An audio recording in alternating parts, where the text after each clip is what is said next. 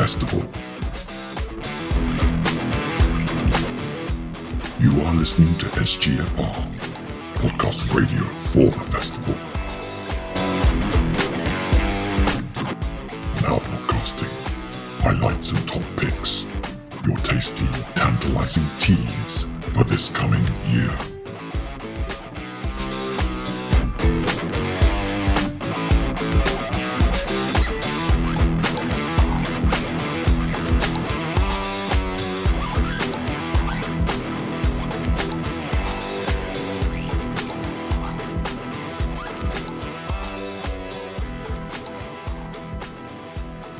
Andy from Rocket Plate Games, thank you very much for joining me here in the glorious Strange Games Festival interview suite, which I'm telling everyone looks fantastic, though we both know that we're just chatting on Discord. Very good. Yeah. Thanks very much for having me. Pleasure to be here. It's a joy. And you're bringing something new, a new game to, well, it's new to us, I understand. Yeah, it's relatively new to the world. We birthed it, if you'll forgive the visual metaphor, late last year. So yeah, it's not yet even 1 year old. So still relatively new to most people. And yeah, certainly new to Strange Games Festival. It looks, I had a quick look at your website and so on, which I recommend people have a look at if they want to. And I'm going to name drop it from the top as rocketplategames, all one word.com. Please, Andy, Chupito. Have I pronounced it right? It's Chupito? You were right first time. Yeah, Chupito. Chupito is the name of the game. Yeah. And there is a story behind it, which I can... I was going to say I'll save for later, but I'm not. I'm going to jump straight in and explain the history.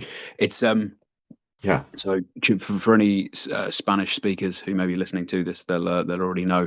But Chupito it's a Spanish word, and it's Spanish for shot. Yeah. More specifically, the sort that comes in a very small glass and results in bad decisions.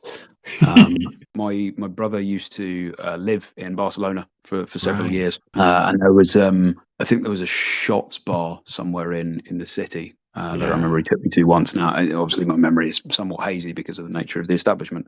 I think the bar itself, I'm pretty sure I remember, was called Chupito. And I remember being enamored with the word at the time for two reasons. The first is that I think it's hilarious that it literally translates to little suck, which is a fantastic way of describing what a shot essentially is. And then kind of the etymology of that, looking into it and realizing that that's why Chupa Chups are called Chupa Chups, the lollipop. It was from the Spanish verb chupar, to suck. Yes. And the game was named because it started life as I think a lot of these things do, as a drinking game. And when it first began, the idea was that everybody would have 6 shots of something lined up in front of them. And then as the game played out, other players would be forced to drink said shots. And we play tested it quite a lot, and we realised that someone was either going to go to hospital or the morgue. And it was possibly best that we didn't leave this with its initial form. So the way the game now works, we've very much overhauled it a bit, and we decided we'd replace the shots with bullet cards instead. So the cards have a bullet on one side and a hole on the other, and it's a lot more simple in that instead of drinking a shot, you simply flip the card over. And you have essentially been shot instead. Right. Okay. How do you end up having to take a shot? So, for anyone that's new to the game, never played it before, here's the kind of the quick pitch, the quick explanation. So the aforementioned bullet cards, everyone has an equal number of these in front of them.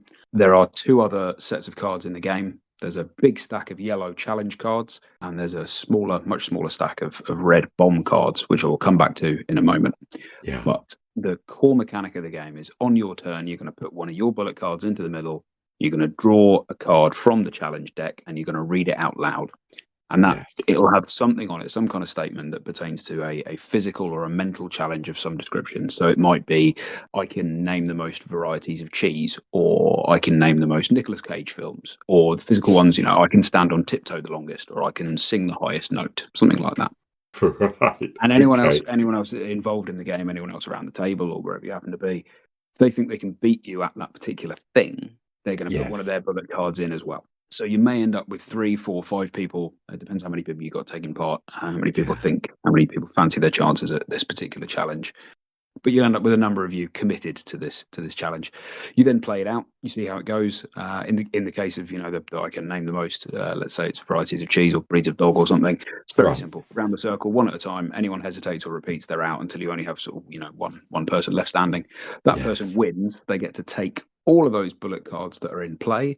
They get to flip them over to show the bullet hole on the other side, and they get to dish them out amongst those losing players in whatever proportion, whatever ratio they fancy.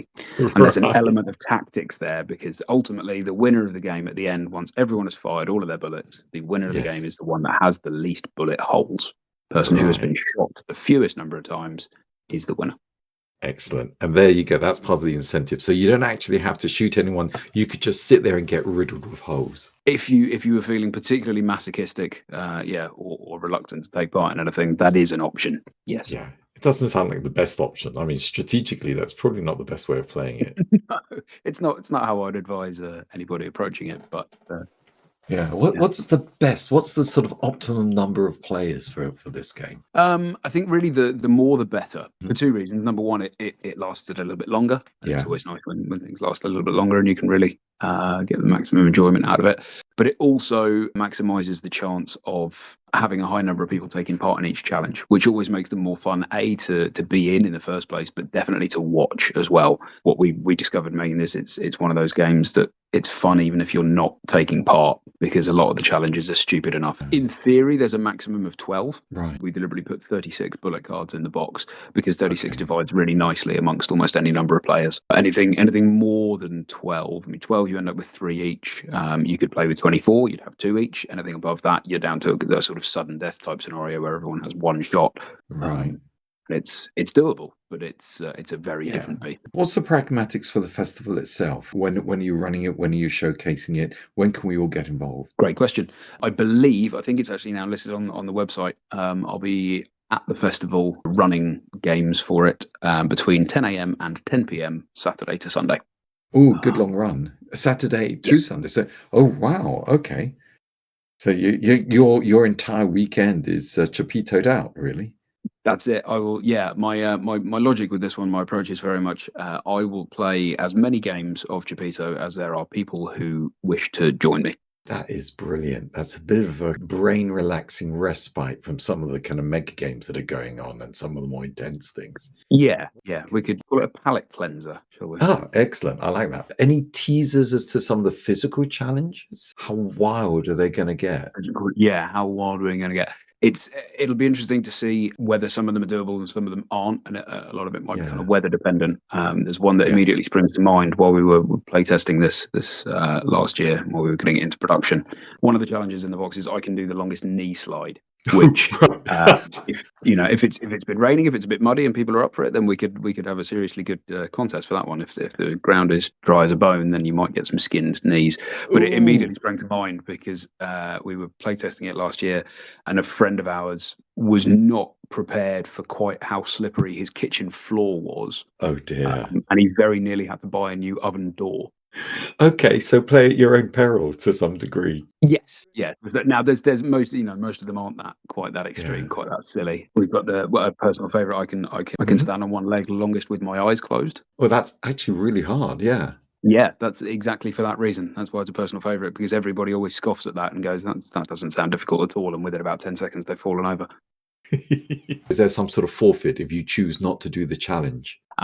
Yes. So actually, I completely forgot. I did promise you earlier an explanation of the bomb cards. So everybody gets 3 of those at the start of the game as well. And there are 6 different options for what you might end up with. And you may end up with any combination. You might have 3 the same. You might have 3 different.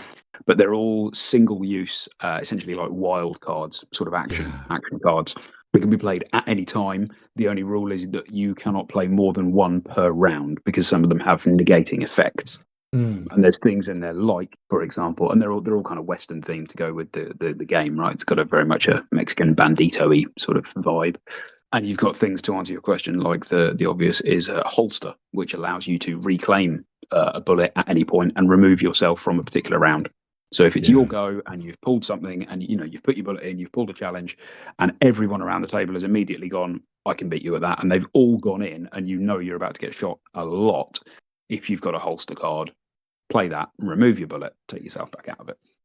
Right. Now, you just have to hope that somebody else doesn't have a lasso card, which allows them to force a player to take part in the round, because they will pull you straight back in. Good stuff. Sounds like a lot of fun. Andy, thank you very much, especially for coming into our musty, somewhat exciting, but somewhat dingy at the same time interview suite. I'm painting very different pictures about it each time I talk about it. Really look forward to seeing you at the festival and having a go at Chupito. Andy, thank you very much. And I look forward to meeting you at the festival itself. Likewise, thank you very much for having me. Looking forward to being there. And if anyone fancies a game, come and find me. We'll have some fun.